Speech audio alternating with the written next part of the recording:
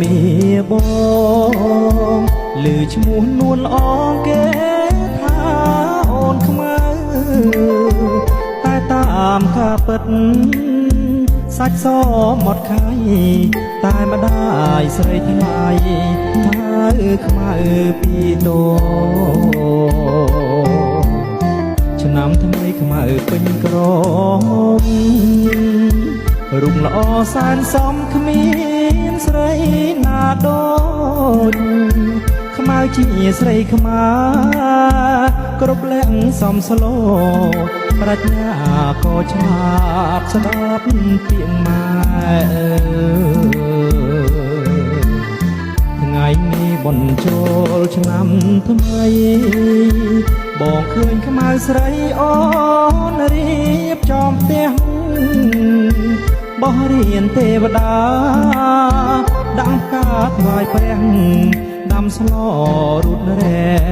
ជូនម្ដាយទៅវត្តបងឃើញខ្មៅពូនភ្នំខ្សាច់រួចអូនដាក់បាតដងទឹកស្រង់ព្រះជួនញាឃើញបងញញឹមសែនស្រស់អូនខ្មៅតែឈ្មោះសាច់សដូចសំឡី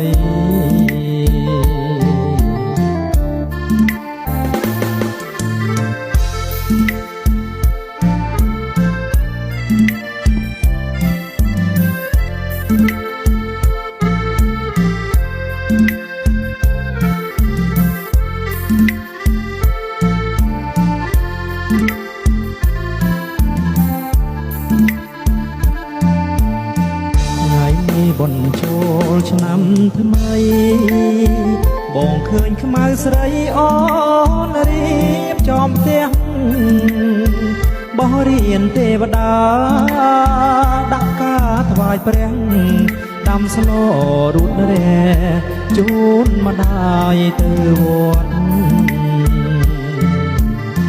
បងឃើញខ្មៅពូនភ្នំខ្សាច់រួចអូនដាក់បាតដងទឹកស្រង់ព្រះជួនញាឃើញបងញញឹមសានស្រស់អូនខ្មៅតែឈ្មោះសាច់សដូចសំឡី